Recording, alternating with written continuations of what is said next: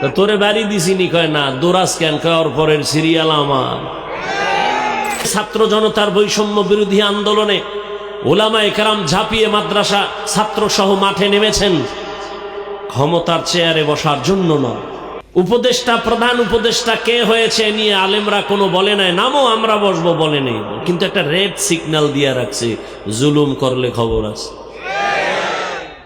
দেশ স্বাধীন হলে সাংবাদিকের সামনে মহিলা বলতেছে, মা বোনেরা একসাথে হয়ে বলতেছে, দেহ ব্যবসার অধিকার আবার ফেরত চাই। ওরে শামসুল হক ফরিদপুরীর উত্তরসূরি, নতুন করে আবার জাগ্রত হও, কাফনের কাপড় হাতে নাও। মুসলমানের আন্দোলন একদিন নয়, প্রতিদিন।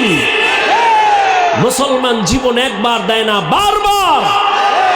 এ জমিন তো শামসুল হক ফরিদপুর